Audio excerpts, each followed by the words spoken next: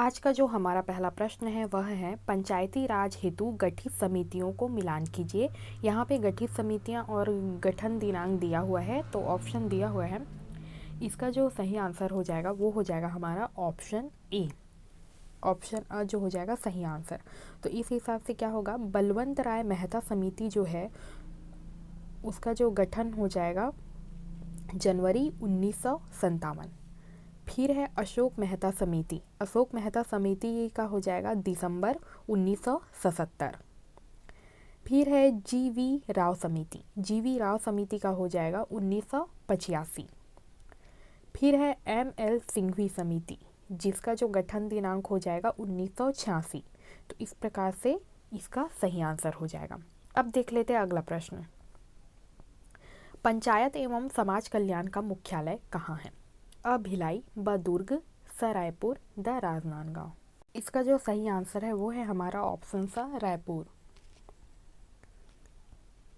पंचायत एवं जो समाज कल्याण जो मुख्यालय जो है उसके अंतर्गत वहाँ पे विभिन्न जो योजनाएं होती हैं उनके बारे में जानकारी प्रदान की जाती है।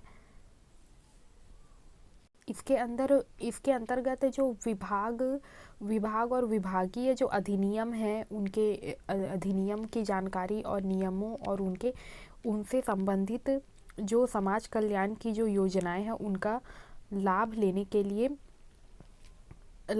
लिए ऐसे कई अब हेल्पलाइन नंबर भी उपलब्ध करा दिया गया है, जिससे कोई भी सामाजिक कार्य या किसी भी योजना का जानकारी ले सकता है। अब है अगला, लोकतंत्र की सबसे छोटी इकाई क्या है? अ जनपद पंचायत, ब ग्राम पंचायत, स जिला पंचायत, द नगर निगम।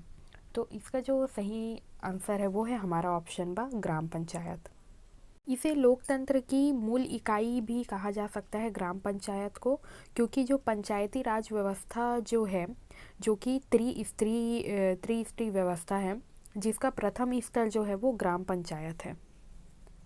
क्योंकि जो शासन जो होता है उसकी मूल इकाई गांव को ही माना जाता है और प्रत्येक गांव में एक ग्राम सभा होता है, एक प्रशासन व्यवस्था होता है। उसके बाद फिर अगला होता है जनपद पंचायत है, फिर जिला पंचायत है, फिर नगर निगम है। तो ये सबसे छोटी इकाई जो है वो ग्राम पंचायत होता है और फिर उसके बाद होता है नगर निगम, फिर जनपद पंचायत, फिर जिला पंचायत। तो इस प्रकार से छोटी छोटी इकाइयों से मिलकर जो लोकतंत्र है उसका निर्माण होता है, जिसका मूल इकाई या सबसे छोटी इकाई ग्राम पंचायत को माना जाता है। इसका जो सही आंसर है वो है हमारा ऑप्शन ब राज्यपाल। फिर है नगर पालिका पारिषद हेतु जनसंख्या निर्धारित है। अ 20,000 से अधिक, ब 10,000 से अधिक, स 30,000 से अधिक, द जनसंख्या आधार नहीं है। नगर पालिका जो है वो मुख्य रूप से एक शहर के रूप में जाना जाता है और यह ना तो ग्राम होता है और ना ही बड़े शहर के बराबर होता है, बल्कि वह उनके बीच का जो होता है वह कहलाता है नगर पालिका।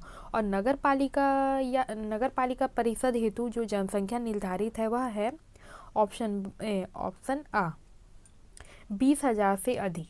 20,000 से अधिक की जो जनसंख्या है वह होनी चाहिए नगर पालिका परिषद हेतु निर्माण के लिए।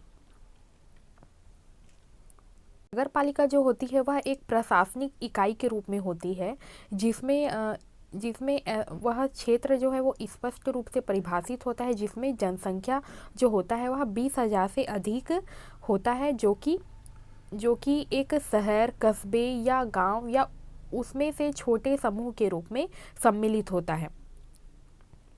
और नगर पालिका जो होता है वह मुख्य रूप से महापौर प्रशासनिक अधिकारी भी वहाँ उपस्थित होता है, जिसके अंतर्गत वह नगर और नगर परिषद और नगर पालिका परिषद का जो नियंत्रण है वह किया जाता है, जो कि नगर पालिका अध्यक्ष कहलाता है, जो कि प्रशासनिक अध्यक्ष होता है।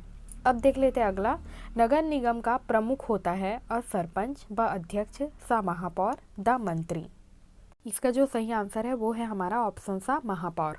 महापौर जो होता है वह किसी भी नगर निगम का जो है प्रमुख होता है, क्योंकि वह एक प्रशासनिक अधिकारी होता है जो पूरे नगर परिषद या नगर पालिका परिषद का जो है नियंत्रण का जो कार्य है वो महापौर द्वारा किया जाता है, जो कि एक प्रशासनिक अध्यक्ष होता है। अब देख लेते हैं अगला प्रश्न। पंचायत समिति का मुख्य निष्पादक होता है अ प्रधान, बी सरपंच, सी जिला प्रमुख, डी खंड विकास पदाधिकारी। इसका सही आंसर है हमारा खंड विकास पदाधिकारी। खंड विकास पदाधिकारी जो होता है वो पंचायत समिति का मुख्य निष्पादक होता है। अब है अगला, जिला परिषद का मुख्य कार्य है समन्वय एवं पर्यवेक्षण कार्य।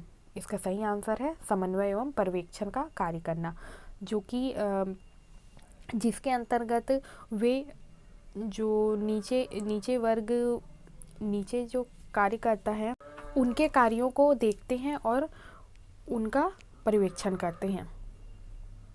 स्थानीय सांसद और विधायक किसके पदेन सदस्य होते हैं? इसका सही आंसर है हमारा ऑप्शन सी जिला परिषद के।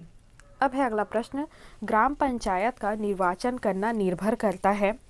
तो ग्राम पंचायत का जो निर्वाचन करना जो है वो राज्य सरकार पर निर्भर करता है, तो इसका सही आंसर हो जाएगा हमारा राज्य सरकार। अब है अगला प्रश्न, पंचायती राज्य व्यवस्था अपनाई गई थी। तो इसका सही आंसर है लोकतंत्र की शक्ति के विकेंद्रीकरण के लिए पंचायती राज व्यवस्था जो है वो मुख्य रूप से अपनाई गई थी। अब है अगला, निम्नलिखित में से कौन पंचायती राज की 3 स्तरीय व्यवस्था के अंतर्गत नहीं है? तो इसका जो सही आंसर है वो है हमारा ऑप्शन द तहसील स्तर। अब है अगला, खंड स्तर पर पंचायत समिति एक खाली स्थान है। तो इसका सही आंसर है हमारा ऑप्शन ए प्रशासनिक प्राधिकरण। अब है अगला, पंचायती राज की मुख्य उपलब्धि है। तो इसका सही आंसर है राजनीतिक चेतना का विकास। अब है अगला प्रश्न, पंचायती राज की प्रधान समस्या है। ऑप्शन बी दलगत राजनीति। पंचायती राज की आधारशिला है। तो इसका सही आंसर है ग्राम सभा। ग्राम सभा जो है वो किसी भी पंचायती राज की मूल इकाई है या आधारशिला कहा जा सकता है, या उसका जो बेस है वह कहा जा सकता है। अब है अगला, पंचायत समिति का मुख्य निष्पादक होता है। तो इसका सही आंसर है खंड विकास पदाधिकारी। पंचायती राज संस्थाओं के निम्नतर स्तर पर कौन है? तो इसका सही आंसर है हमारा ऑप्शन ए ग्राम सभा व पंचायत। फिर है अगला प्रश्न, पंचायती राज संस्थाओं के उच्चतम स्तर पर कौन है? तो इसका सही आंसर है हमारा ऑप्शन सी जिला परिषद।